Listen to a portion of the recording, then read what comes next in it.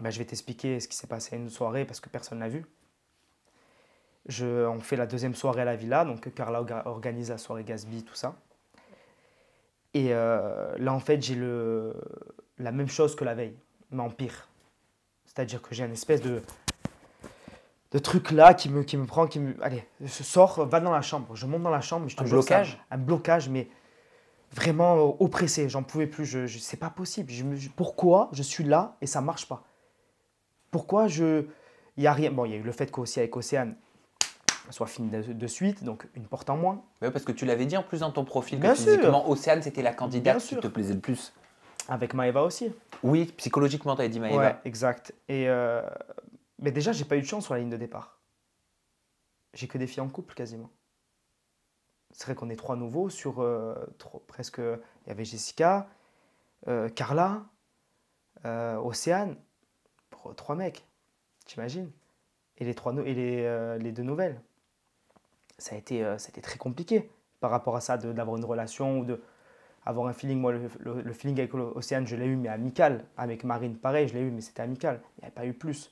Et à cette soirée-là, donc quand je monte dans la chambre, je me dis, allez, vas-y, souffle un peu, tout ça. Je me mets devant la mer, tu sais, c'était magnifique. Et je me dis, allez, vas-y, c'est bon là, lâche tout. Et là, je vois Thibaut qui arrive. Donc avec l'équipe de la production, je vois Thibaut qui arrive et là, ben, ce que vous avez vu à la télé, donc c'était instantané, quoi, tu vois. Donc je lui dis, ouais, c'est dur parce que vous êtes déjà tous intégrés. Enfin, vous vous connaissez depuis des années. Les Marseillais, ça a 10 ans déjà, tu vois. Là, c'est la 10e année, c'est très dur. Il y a des guéguerres de partout. Il me dit, oui, je sais. Je dis, je comprends. Il me dit, mais t'inquiète, Thibaut, c'est comme franchement, comme un grand frère. Même en dehors, hein, Il toujours. paraît qu'il est très prévenant en tournage avec les nouveaux, C'est notamment. incroyable. C'est incroyable. Mais même, je pense que c'est quelqu'un que ce soit en tournage ou en dehors, c'est le même. C'est quelqu'un qui a une émotion, Thibaut, quand il voit quelqu'un qui n'est pas forcément bien, ou même il va voir la personne directement. J'ai eu de la chance de tomber sur Thibaut, beaucoup de chance, comme Alex hein, aussi. Hein. Et quand Thibaut me dit, allez, viens, on descend, ben, je descends, et là, je te jure, je descendais chaque marche. J'ai les larmes qui montaient. Et j'arrive dans le salon, et Jessica me dit, mais ça va, qu'est-ce qui se passe? Et là, je commence à. Je dis, allez, stop, réunion. On regarde tous, il dit, dis-moi, je tarbais, lui, il n'est pas fou. Il ne parle pas pendant 4-5 jours de tournage. Là, il vient nous dire réunion, première réunion de la villa quasiment. C'est un nouveau qui l'a fait. Donc là, je les ai tous fait asseoir. Je me suis pris place sur le petit canapé à côté. En larmes, hein, je commençais à pleurer parce que c'était trop dur. J'arrivais plus à retenir mes émotions. C'était trop compliqué. Et j'ai une main qui m'attrape le bras comme ça en me disant tu n'as pas le droit de. Enfin, tu peux pas dire que tu pars comme ça. Je dis, mais qui a dit que je partais? C'était qui cette main? Quelqu'un de la production. Ah, Mais que très gentil, hein, mais oui, oui, bien sûr. qui a dit que je partais? Moi, je pars pas sans victoire déjà sur moi-même. Je suis un battant. Je ne vais pas rentrer et au bout de 3 jours partir. Alors, tout le monde a pu penser ça, mais c'est pas ce qui s'est passé. Donc là, je me livre. Mais quand je te dis ça en larmes, je suis en larmes. Qu'est-ce que tu leur as dit? Ben, en fait, je pense que je leur ai dit la vérité.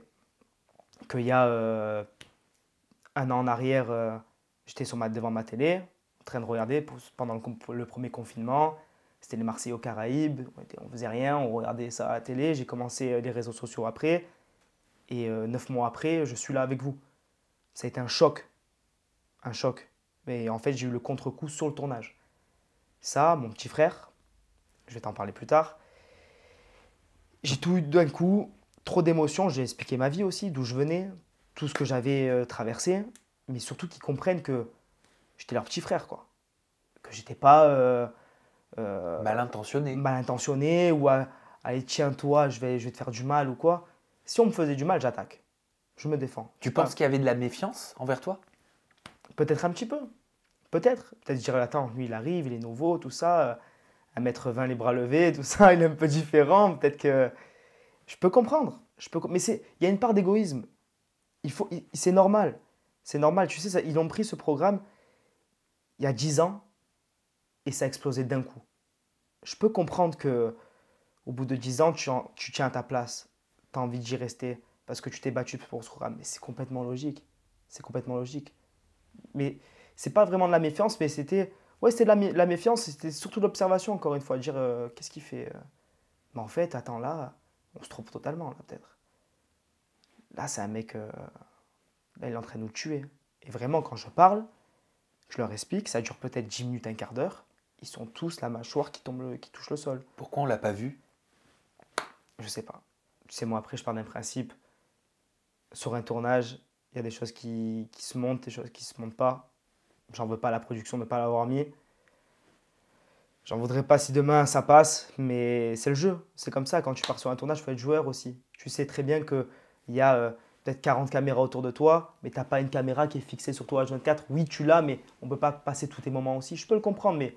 Je peux le comprendre aussi, parce que ça s'appelle la télé. Oui, c'est la télé. Mais je peux comprendre aussi que si on te met sur un programme comme celui-là, c'est parce qu'on attend de toi que tu te livres Bien aussi sûr. et que tu sois toi. Bien sûr. Parce que ça s'appelle de la télé-réalité. Et ce que je comprends de par ton discours, c'est qu'à ce moment-là, tu as réussi à casser cette carapace face aux autres candidats. Mais je pense que ce que j'ai fait, je vais t'expliquer après ce qu'on m'a dit par rapport à ça, mais je pense que ce que j'ai fait, peut-être personne n'avait vu dans les Marseillais. En tant que nouveau, je parle. Hein. Surtout les anciens, tout ça, parce que quand tu les vois, tu vois leur émotion, ça triche pas. Tu vois, il y a le côté télé, il y a le côté réalité, mais moi, je suis comme je suis dans la vraie vie. Je ne prendrai jamais un rôle par rapport à une chose, tu vois. Et vraiment, au moment où j'arrête de parler, ils se lèvent tous, ils me serrent tous dans les bras, ils me font sauter. C'est passé, il y a un petit passage en générique d'ailleurs. Mais voilà, et là j'ai senti, là c'était le truc de dire, ben maintenant t'es chez nous, maintenant t'es Marseillais. Ça y est, t'es notre famille maintenant. Et depuis que j'ai parlé, bon ça n'a pas été monté, le lendemain, une autre journée. Vraiment trop bien. Je pars en job, ça se passe trop bien.